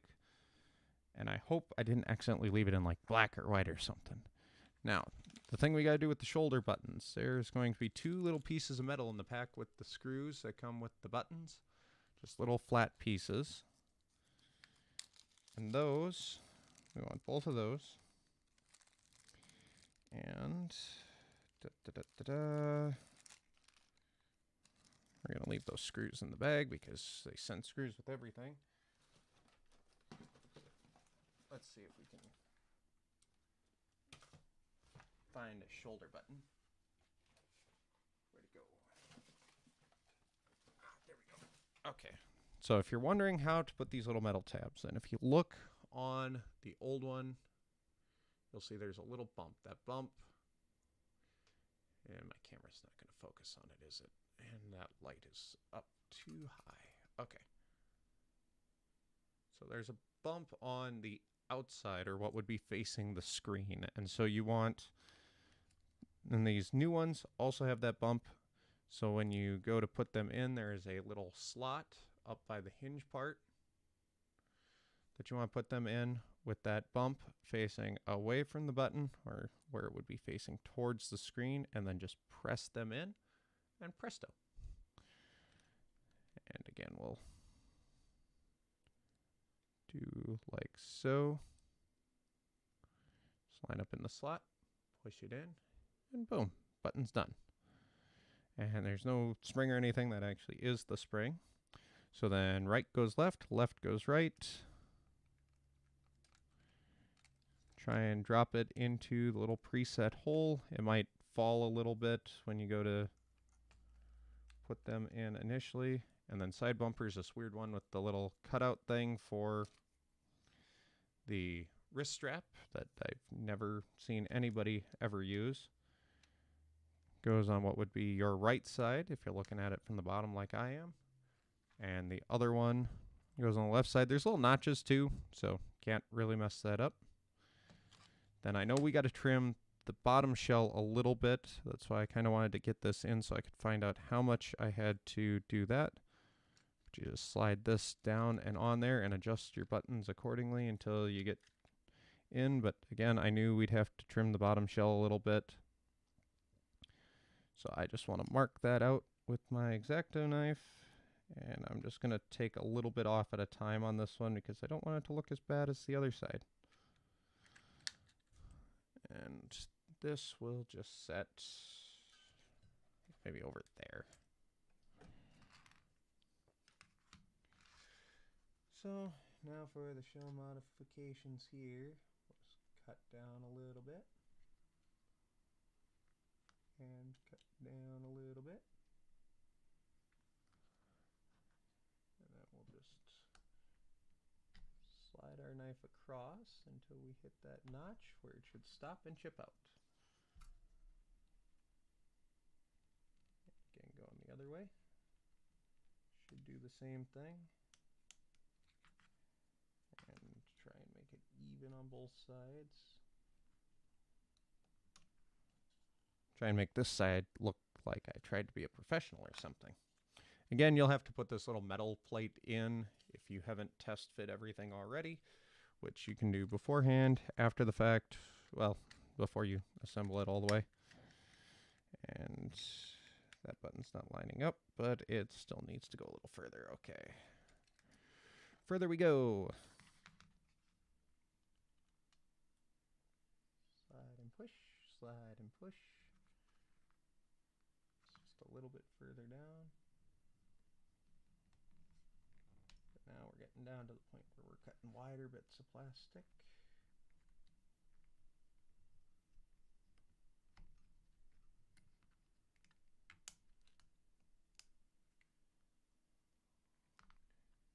Again, this is just for that dumb little HDMI port because they can't fit it all on the same side.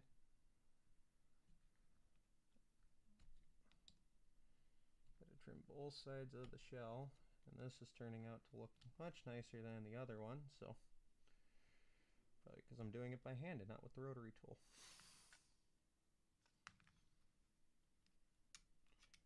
I have the Dremel stylo for my rotary tool. It's actually pretty nice for what I normally do. Again, I normally do a little woodworking on the side, so it actually works really nice for that. So now we'll test fit this one more time and pray that it works. Again, just make sure the buttons line up in the slots. And that's still holding it apart a little bit, I think. I think with the screws in there it would hold it down. But we'll give it a little bit more room, I think. Don't need a whole lot more. Again, just a lot of trial and error. Just keep cutting, just keep cutting, just keep cutting, cutting, cutting. My phone went off. What did my phone go off for? Oh, battery's dying. Okay. And messages on Messenger, so.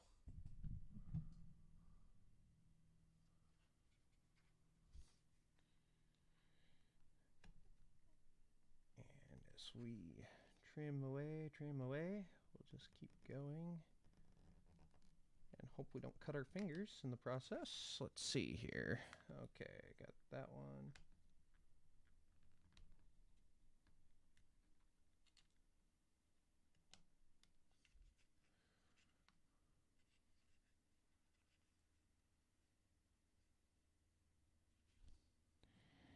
Okay, now that we got that trimmed again, let's go ahead and see what we get when we put it back together. Again, you're going to have to probably finagle the L and R buttons a little bit to get them to go where they need to go. Once you get those, it should be smooth sailing. And yeah, I'm not pressing against that port and stressing any of that. So now we can put those screws in and see how it all works, right? So I did these do not come pre-threaded, so if you do have to, oh, actually I should screw down the motherboard. That would be a good idea. That actually might help 90% of our problem with this test fitting, if I would have just screwed that down. But as I was saying, these don't come pre-threaded, so be careful when you're putting screws in for the first time that you don't snap off a screw post. I've heard that eXtremeRate will go ahead and replace your shell or something if you do happen to strip out or break off a screw post. Oh no, don't run away button. Just gonna move those out for the moment while I put these in. Again, these are the 3 JIS screws. Yours may have come with 2. There will be 2 on this side, 1 on that side. Oh, and there goes the side button. Okay.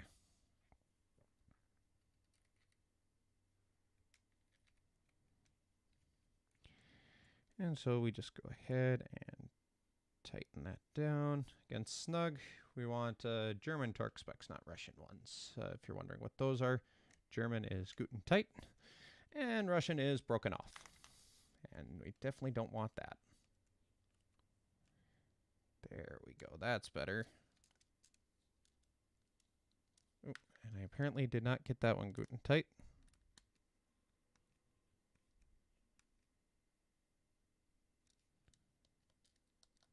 You can always double check your buttons if they feel loose or something. That could be a sign that you didn't get it all the way down.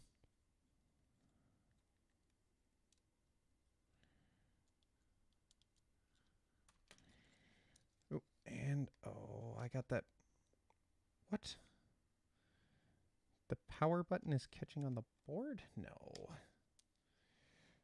Oh, that's not good. I gotta pop that out and put that in after the board. Let's just loosen that up, see if I can pop that out without having to take the whole thing apart. There we go, that's better. That was concerning. I'm like, something didn't seem right. Like my D-pad felt right, but my start and select didn't. That could also be why my B button didn't feel quite right either. And I just apply pressure to the whole thing while I'm screwing down until it feels roughly tight, and then again just they're going to be a little wobbly on the A and B side, but and I drop my power switch. Okay. Suppose when it's actually in there in the right spot, that would help. Go back into the off position. Okay. Let's go here. Let's see what we can get again. Right goes left, left goes right. And we'll put these side pieces on again.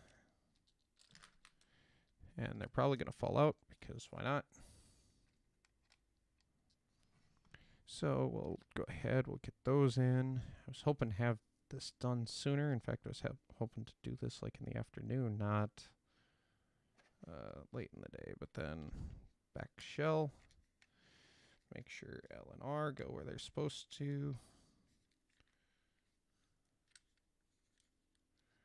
Why are you not fitting down like you should? What is catching? There we go. Is it the L and R buttons? Well, we'll put screws in and see what happens. I like to start with that bottom JIS screw just to hold the bottom down.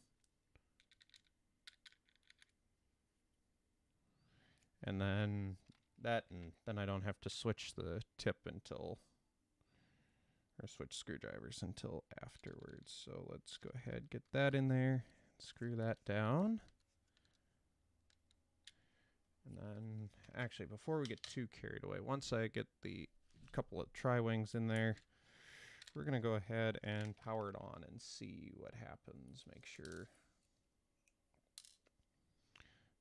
it's actually going to turn on, because we do want that. Oh, come on here.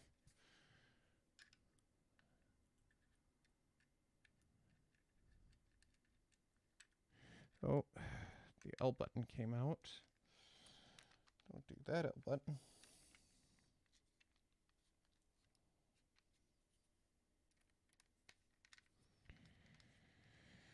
Well, I feel like I'm tightening down on stuff that probably shouldn't be tightened down on.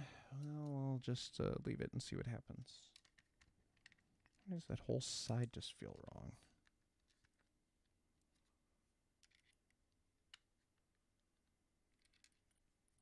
I don't know. Something doesn't feel right, but we'll see what happens when we go to turn it on. And if it explodes, and that sucks, but I didn't end up paying anything for this. I got it from a family member, so. Is the speaker not all the way down? What's going on here? Something's just not clicked all the way down. But we're in far enough. I should be able to grab the batteries that were in it before. Just turn it on at a test capacity. You will have to also put this connector together as well. And I'm not a... Oh, yeah. There we go. And it did turn on. That's a good sign. I remember reading something about having to trim, or seeing something about having to trim that power switch. And looks like we're going to have to do that. Thank you, Mako, for your video on that. On this mod in particular, I watched that twice today, I think, and 3 times leading up to this, because I was waiting for parts and board. So, unscrew it all and start over, because that's how we do things. Also, don't lose the screws, because while we do have tons and tons of replacements now, I don't feel like replacing them. Oh, where did I put my JIS bit? There it is. No, that's the tri-wing bit I just took out because I'm a dummy. Okay, let's get some of this stuff out of the way here. That'll help me in my workspace, maybe. Probably not, but maybe. Oh, I put the JS bit back up there. And here comes my cat again from the beginning of the video. She is back to obstruct the whole thing right in the last little bit. I also forgot to do some cleanup on the board with the IPA, which I will go ahead and do when I put the triggers in, because I'm not as worried about that right now. I also got to probably figure out why that LED isn't working quite right, but I move that to the on. Yeah, I'll have to trim a little bit off of here, so we'll do that with the knife. Luckily, if we wreck it, we have a second one. Oh, and I did just wreck it. Congratulations, me. Good thing we have a spare. Again, this would void their warranty if you had to do this, so I might actually do this with the rotary tool, because it's going to be faster, simpler, and less likely to break.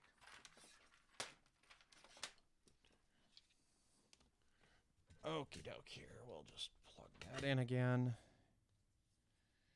And this goes in like that, and we need to trim off a little bit from the corner.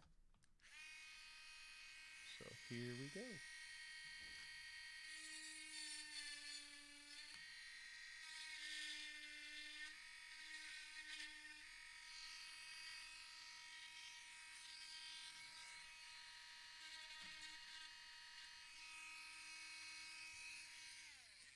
I figured I'd break the first one, so yeah, we'll see how this goes. We'll trim it up a little bit here, make it look a little nicer. Not that this will be visible to anybody either, though this is a semi-transparent shell. I'd recommend, if you're not looking to make the prettiest thing in the world, not using a semi-transparent shell. Use one of the solid colors. It'll work better. So we'll put that in. There we go. That slides back and forth how it's supposed to. Now, round 4 of putting the shell back together. And this should Probably because it's got that extra PCB in there.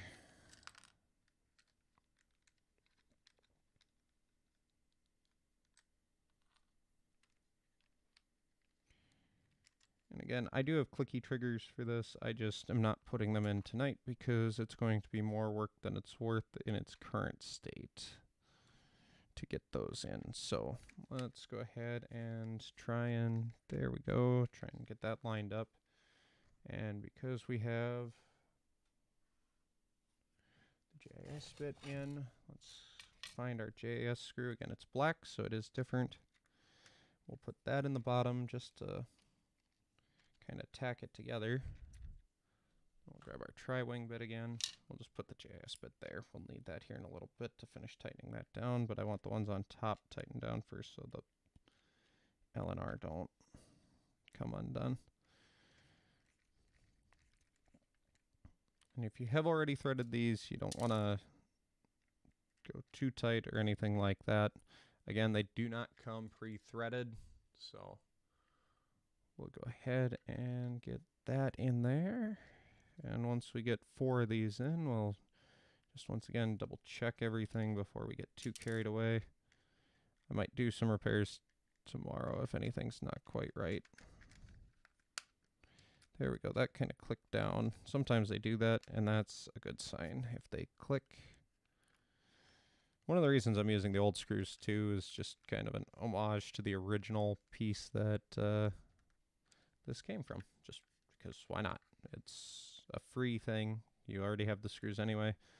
And if you lose one, well, you got replacements, and that's okay. Or you can use all new and have fun with it that way. It's all of your own making, however you want to do it. I'm going to quick switch back to that JIS and tighten that down because that is now not tight at all. But that will tighten all that down on the bottom to where it should be. There we go. Again, German, not Russian torque specs. We want guten tight, not broken off.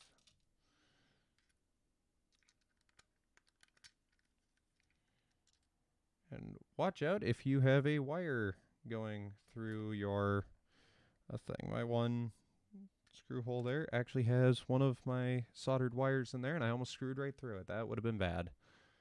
So now I need something thin, sharp, and pointy that I can poke that over with without doing anything bad to it. Let's see, can I get my screwdriver down in there? No, I cannot.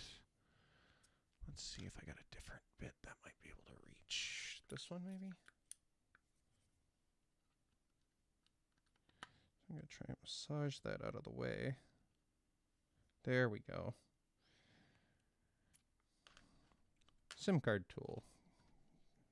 Good for more than just SIM cards. Go ahead and put that in and hope we don't cut through it. We do have an extra wire if I need to fix that later. And there goes my cat running all over the place. I just really hope I didn't hit that wire going to TP9. Okay. Now we'll throw a couple batteries in and turn it on and ta-da, it lights up. How nice is that? And they did send a battery cover, so we'll put that on. That actually clicked on way too smoothly, but I don't knock them for that. Oh, we will take this peel off here, which looks like I got slightly under the screen lens on the top, so we will... Oh, that's not good. It tore off. Damn it. I knew that was going to happen. We will very carefully just take my X-Acto knife along the edge and cut it off then, right?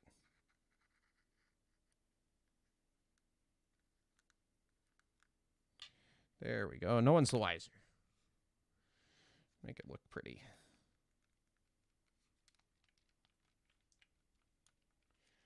Okay, let's get a game out for this. Where'd I put those? I had them around here somewhere.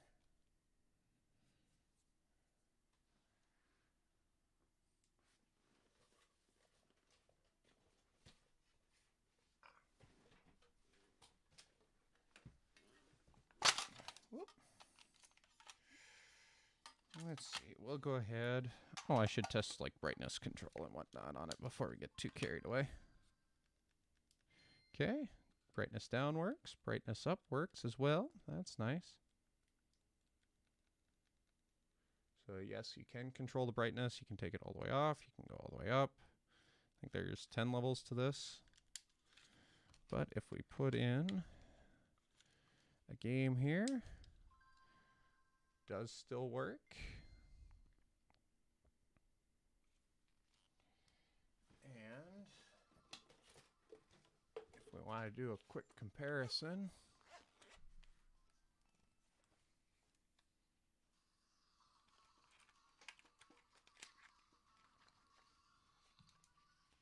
okay, well, the speaker's not dead, it just sounds awful.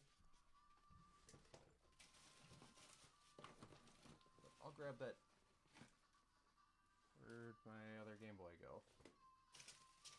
There it is. Just fell behind some stuff. Okay. So this is my old one. And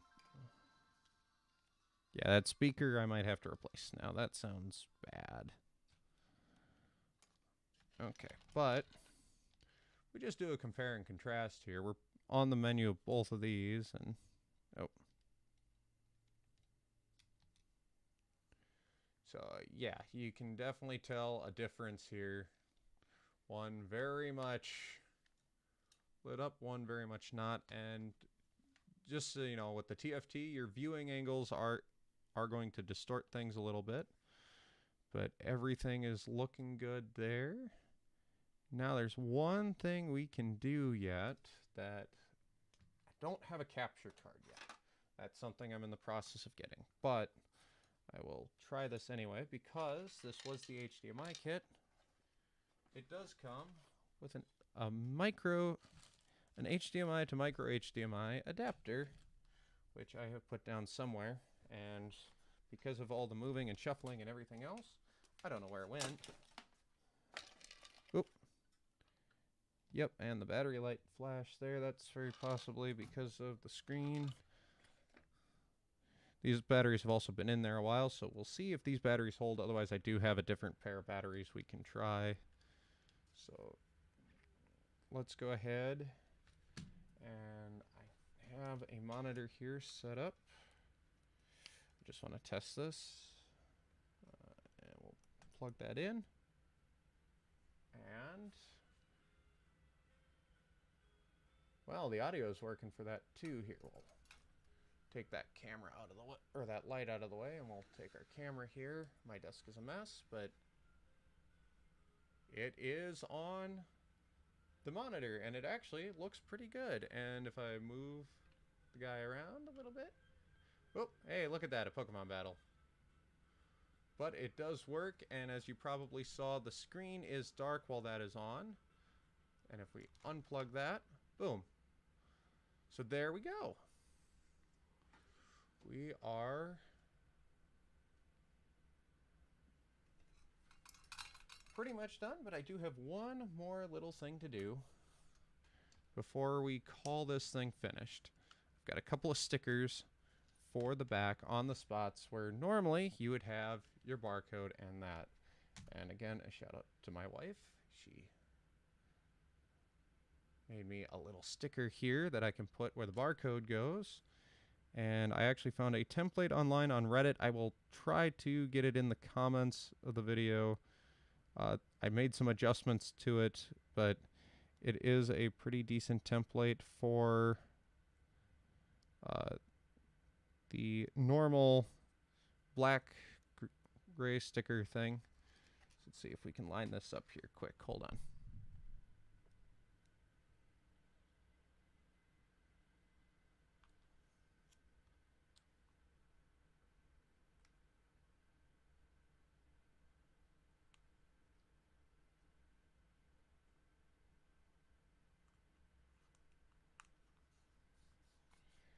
There we go. There's one sticker, and I modified it to purple because it was printing better. My wife has a Cricut that can do print and cut, so we did the print part of it and then cut it out and made sure it was the right size and everything. Now, of course, because it's a sticker, it wants to be a pain. So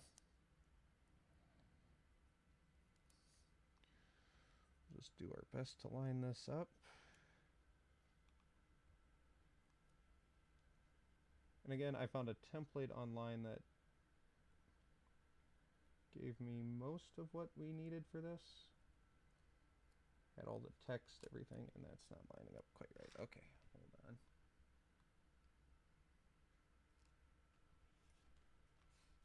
And there we go. That looks better already, doesn't it? I don't have one for the battery cover, but I'm not worried about that. But there we go. And it looks like my little LED, something's not quite right there. I'll have to fix that, and I'll have to get the clicky triggers in. But till next time, we will go ahead and call it a day, and we'll just say sayonara and see you tomorrow.